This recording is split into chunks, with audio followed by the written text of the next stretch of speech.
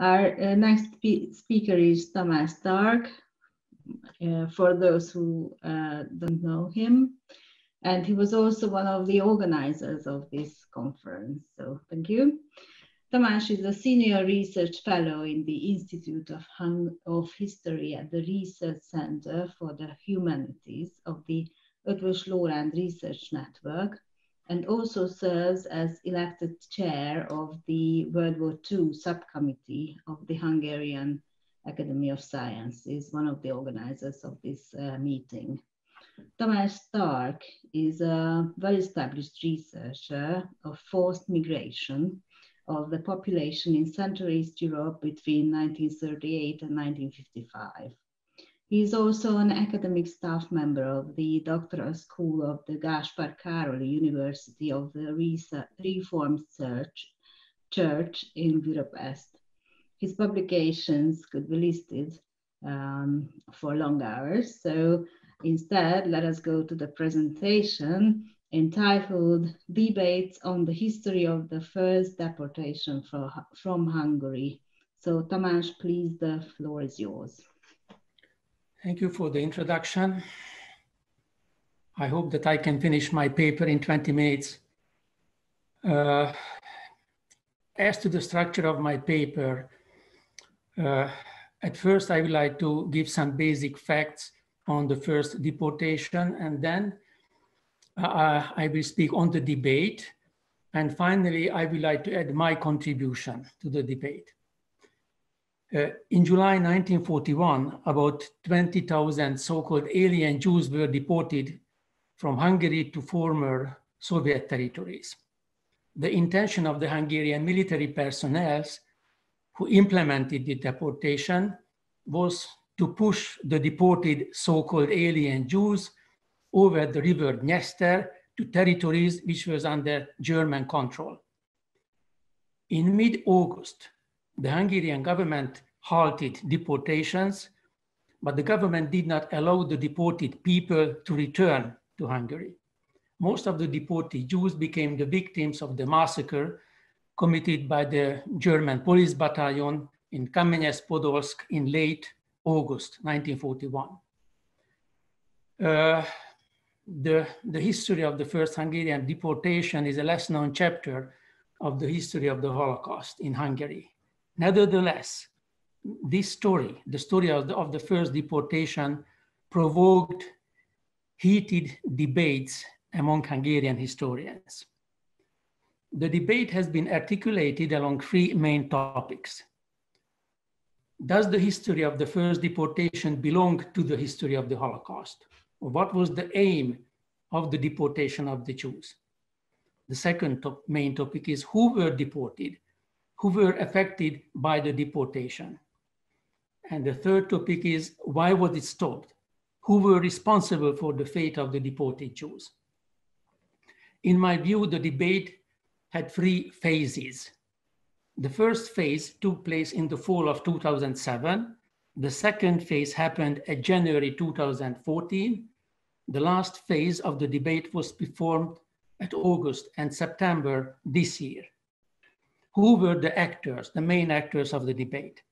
On one hand, the main actor was a military historian, Sándor Szakály, but he is not a lonely actor since he expressed the views of many Hungarians who were interested in the history of Hungary during the Second World War.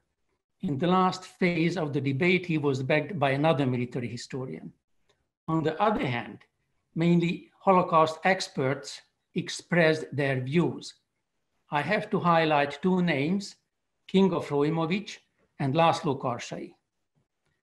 The first phase of the debate began with the appearance of an article which was written by Péter Nádas, a well-known Hungarian writer. This article was published in a weekly magazine named Élet és Irodalom, in English, Life and Literature, and it came out in September 2007. The writer, Nádas, wrote about the character of the Horthy regime, and in the framework of his criticism, he mentioned the tragedy of those about 18,000 so-called stateless Ostjuden who were arrested in Hungary And then they were deported to Galicia and became the victims of the massacre committed by the German Sonderkommando, as he wrote.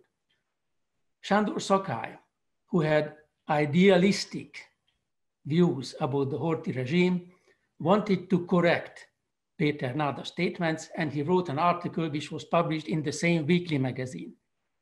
Although he wrote on the Horthy regime's policy in general, he devoted an entry to the history of the first deportation. But he did not use the expression deportation.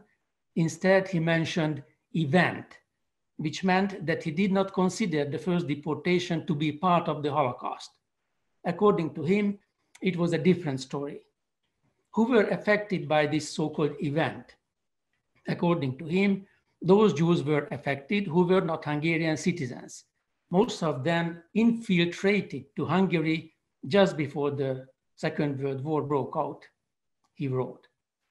He mentioned the tragic fate of these so-called relocated Jews.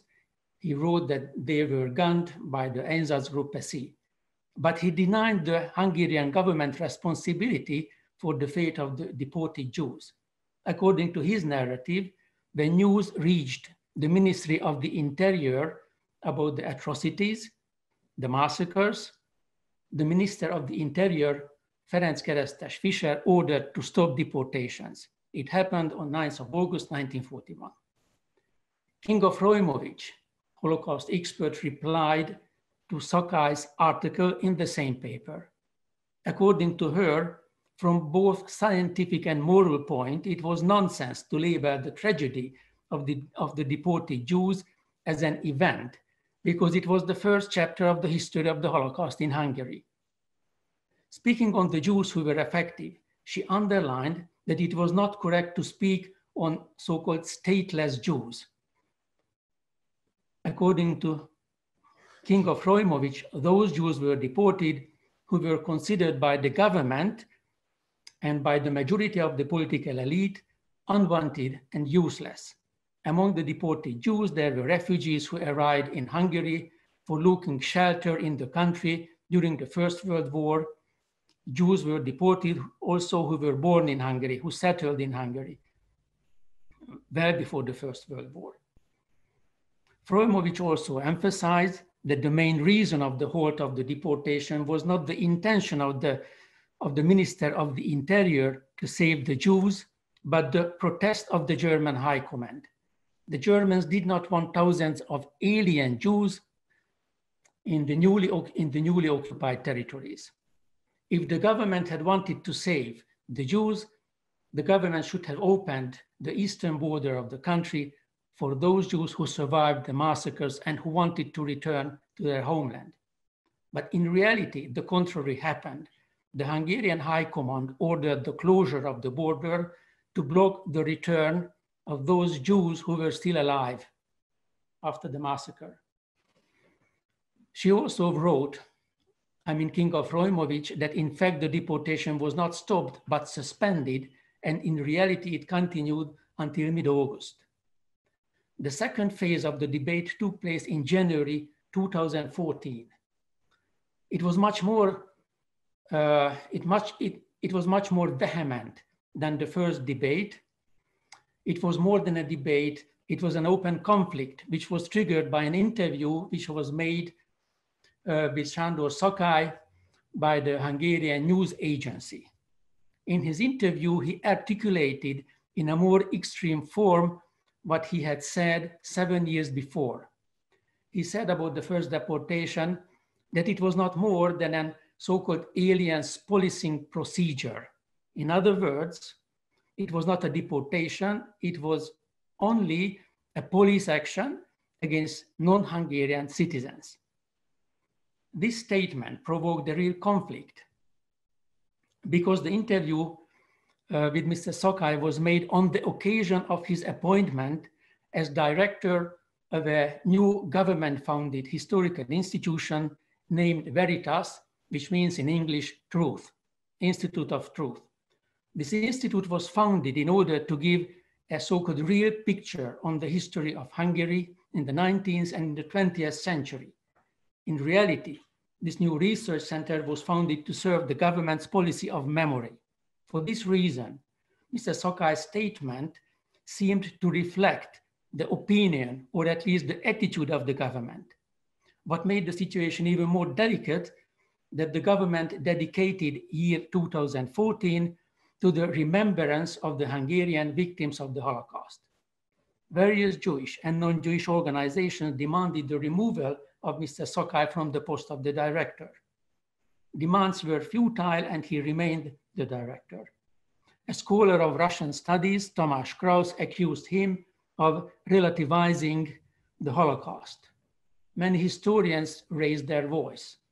I cite here László Karsai's statement, who wrote that the first deportation was not a police action against aliens, but it was an ethnic cleansing.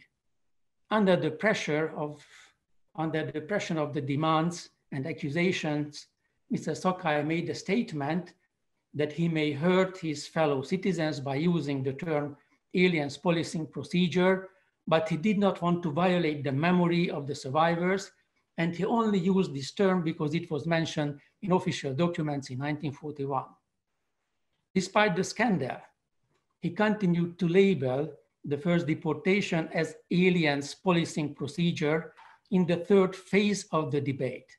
The third phase of the debate was performed this year in August and September on the pages of that weekly magazine which gave platform for the first debate. It was the Élet és Irodalom, Life and Literature.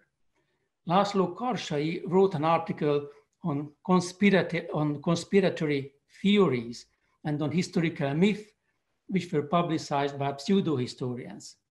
He also reflected in his article to Mr. Szakai's statement on the first deportation he made years before.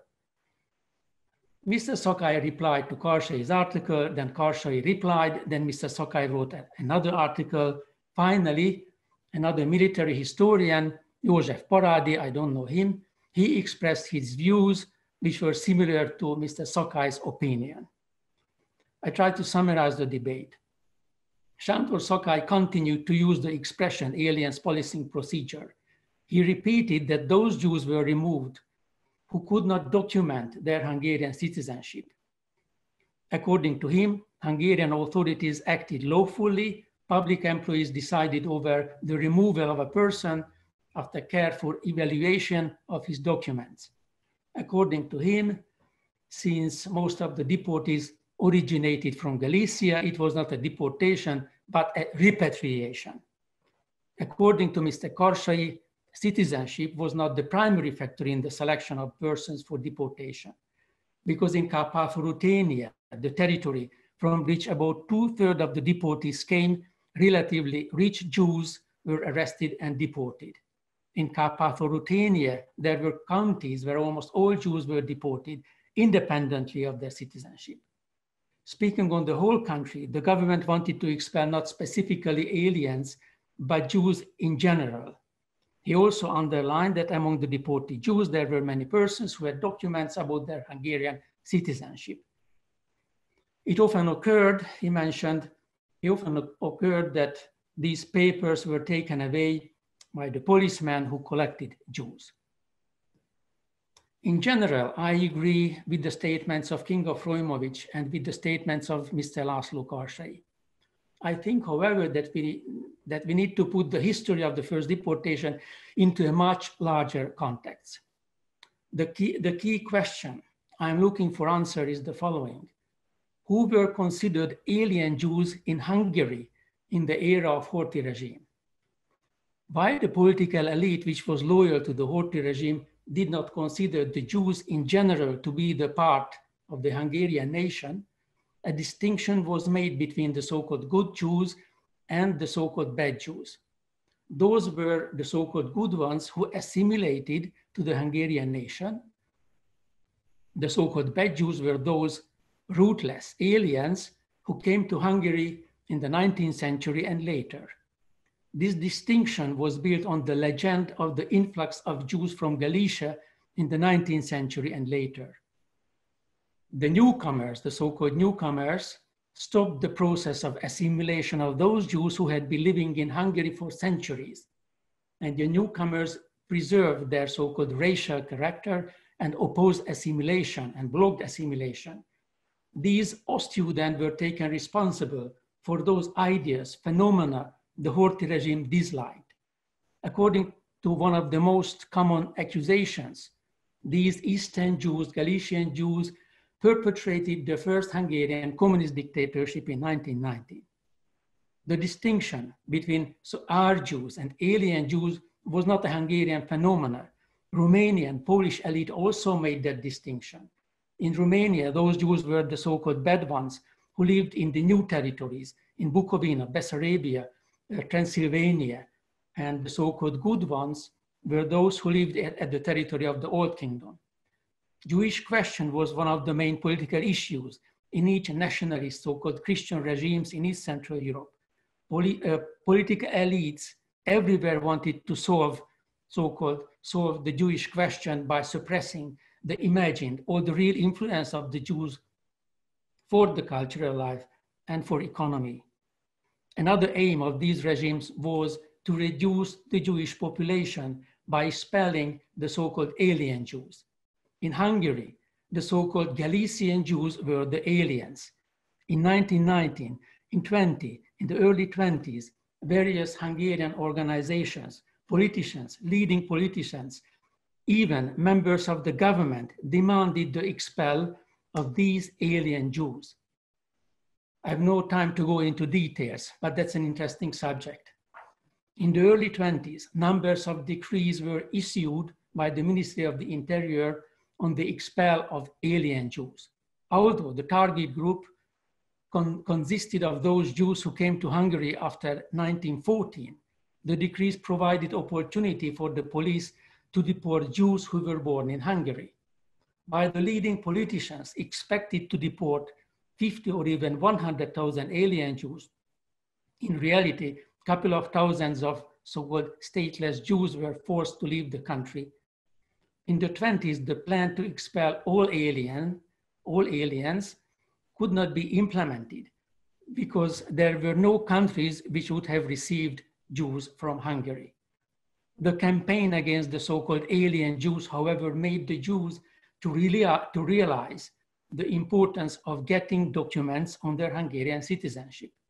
And now we arrived at the problem of the citizenship, which was one of the main problems of Jews, not only in Hungary, but almost whole Europe, especially in Romania and in Poland.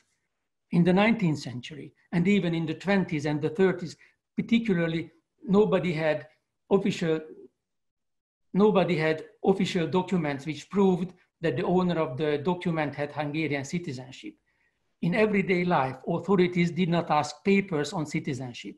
A birth certificate was enough to get passport or to settle somewhere in the country. But in the 20s and later, the certificate of citizenship issued by the Ministry of the Interior meant security for the Jews. But the Ministry of the Interior, especially in the 30s, made extremely difficult for Jews to get this certificate. To make a long and very complex story short, a Jew was eligible for Hungarian citizenship only if he could prove that even his grandparents lived in Hungary constantly. It was a great challenge to collect the necessary documents, especially for those Orthodox Jews who lived along the eastern border of the country. It is not an exaggeration to say that the citizenship department of the Ministry of the Interior could easily create foreign Jews. I already drew parallel between the anti-Semitic policies of the Romanian and the Hungarian political elite. The war against the Soviet Union gave a unique opportunity for the Romanian government to expel alien Jews. Those Jews were considered aliens in Romania at that time, who lived in the territory of the reoccupied Bukovina and Bessarabia. In these provinces, thousands of Jews were killed and tens of thousands were expelled to territories which were under German control. That expel happened in July and early August 1941. The German High Command protested against the deportation of Jews from Hungary to territories which was under direct German control. The German protest was even harsher in case of the deportation from Bukovina and from Bessarabia. Romanian government halted temporarily the deportations the same day when the Hungarian Ministry of the Interior, Ferenc Keresztes Fischer, suspended deportation. The fate of the deported Jews from Hungary and from Romania was the same. The story of the Hungarian and the Romanian aliens intertwined even in physical sense at Kamenets-Podolsk, where not only local and Hungarian Jews, but Romanian Jews were also massacred. The Kamenets-Podolsk, it's a symbol of the common fate of Hungarian and Romanian Jews. Thank you for your attention.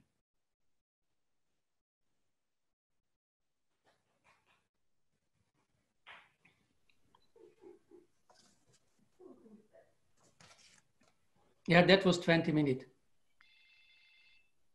So Daniela, do you have a question? Okay, thank you. Okay. Yes, I would like to say something. Is it possible? Of course. Do you hear me? Sure. Yes, I think that the story, which was a very correct description of the story, but I think it's integrated to a bigger debate, which is in the last 10 years in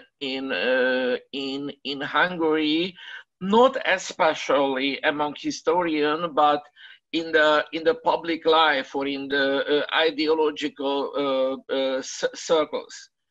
That's in one of that bigger debate that the Holocaust is nothing else as a process which was forced by the German authorities to Hungary.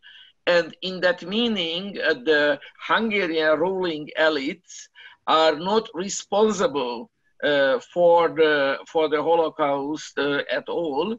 And this Kamenets-Podolsk situation, that's Kamenets-Podolsk deportation, was a very, very dangerous fact for this general description. The other question that there is a general process, a general debate about the Horthy age, about the mid-war age itself, about Hungary, and the most important declaration that the anti-Semitism was not a central element of this period. And for example, the mentioned person, Sakai, was who told that, for example, the numerus clausus, which perhaps the most known element in the world about the Hungarian, concerning the Hungarian history, it was not an anti-Semitic action. Or in the same period when the practically whole of anti-fascist names in the streets disappeared in the street names, or there was an attempt to create sculptures for Nazi politicians, especially the Obama president himself had to step into this process.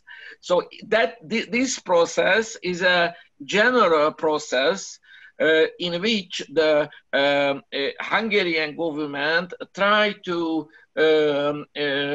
change the picture of the Hungary, which was the last and one of most important collaborators of Adolf Hitler. And I think that this story, this Kamenets-Podolsk story, belongs to this problem, because that's one of a kind of key point which from this point you can argue against this ideology, and that's the reason that it is a very hot point of this debate.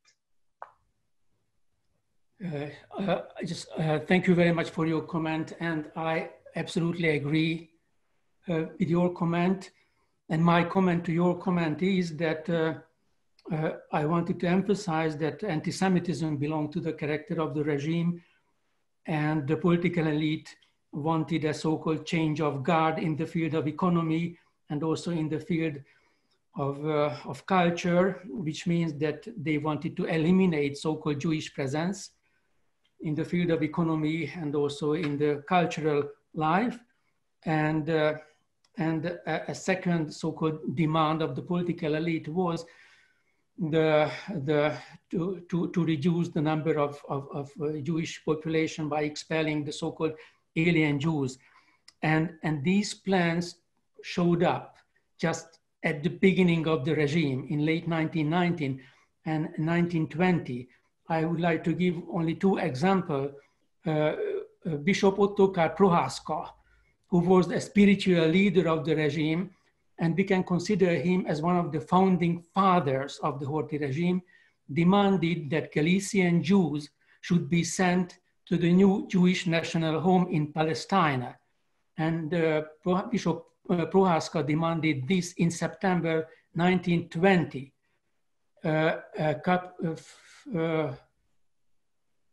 The same month, at the Council of Ministers, Gyula Ferdinandi, who was the Minister of the Interior, said the following: It would be the interest of the country to expel all Jews who had no Hungarian citizenship. Although members of the government supported this plan, no decision was made about the expel of foreign Jews at that time, because the members of the Hungarian government was afraid of the protest of Great Britain and Italy. Why? Because according to the members of the government, the Jews had enormous influence in these countries. So I think that the late 30s and the war after the Soviet Union gave opportunity for the political elite, for the government, to realize those plans which were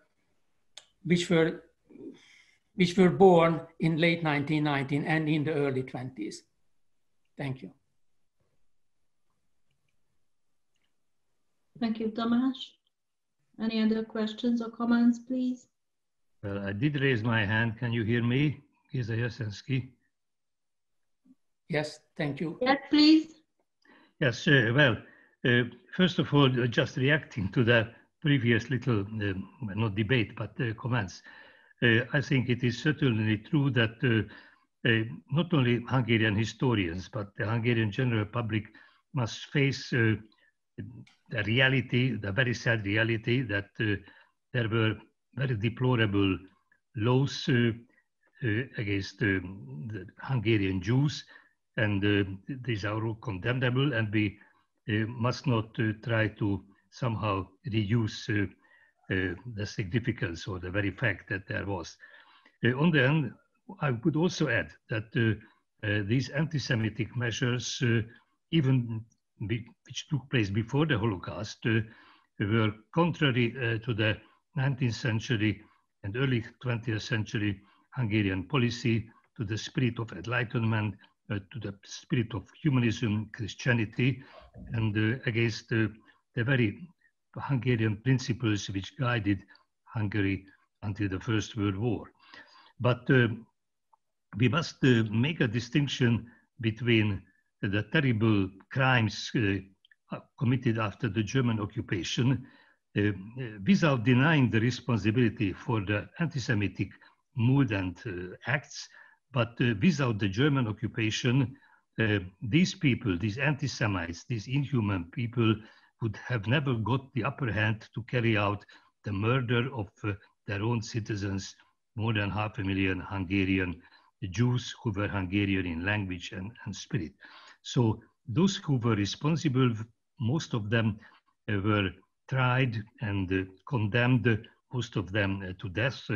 And whatever we think about the death penalty, certainly they deserve the harshest, the highest penalty.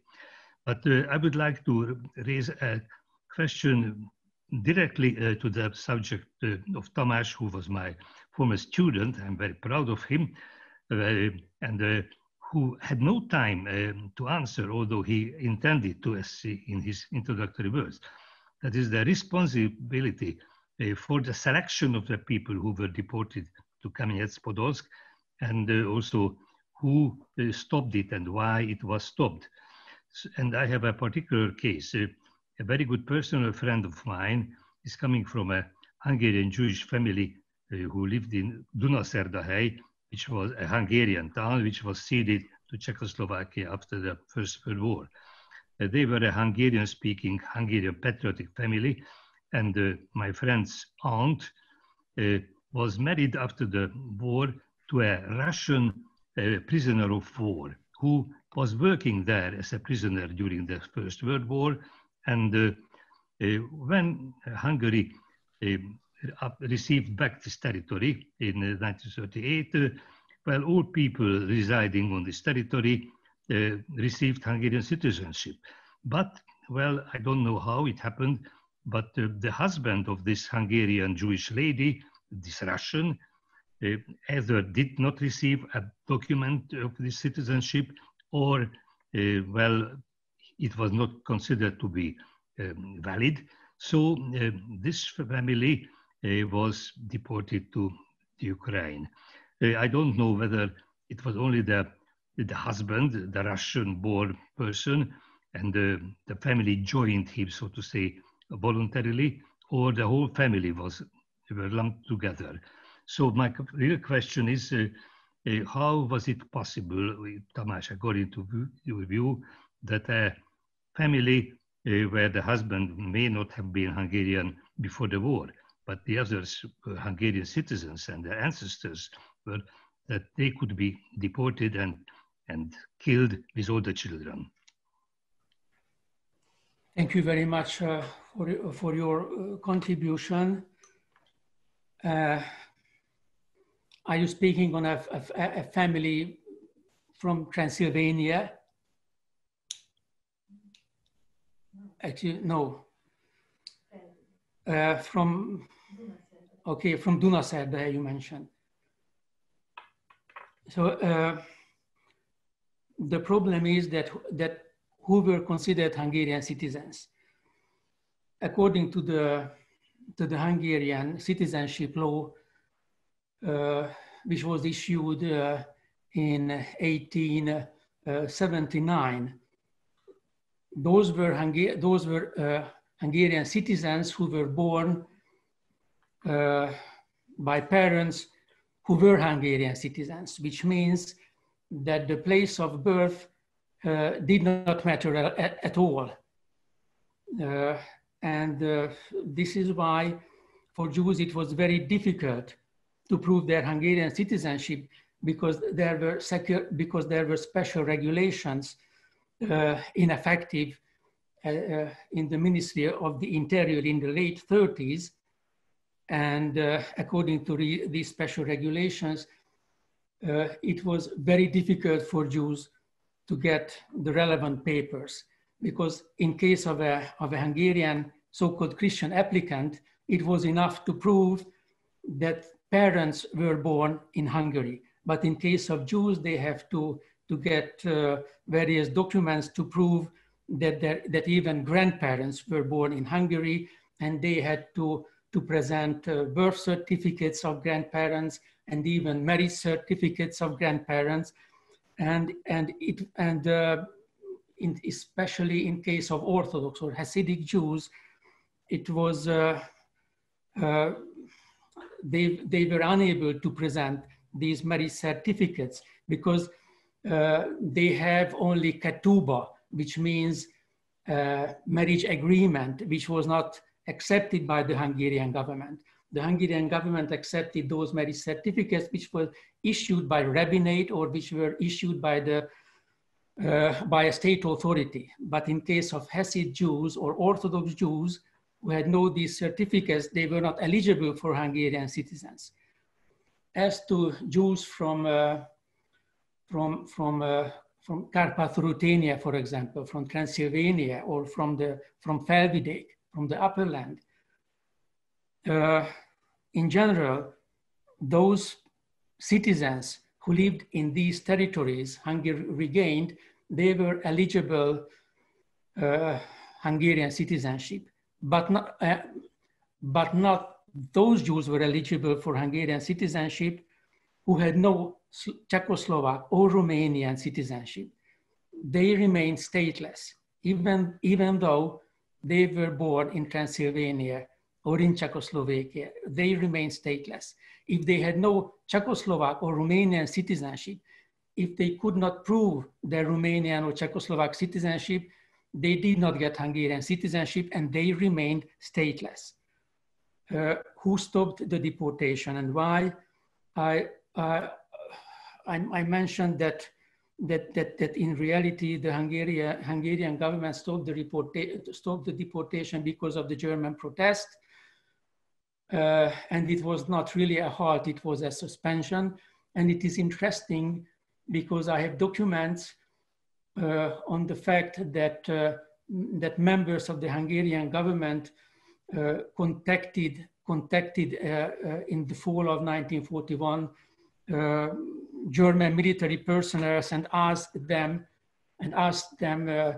to receive more Jews in Hungary, which means that some leading personalities of the Hungarian government wanted to renew this process of deportation in the fall of 1941. And I think that it was not the intention of the Hungarian government to deport Jews in order to kill them. It was not the intention of the Hungarian government.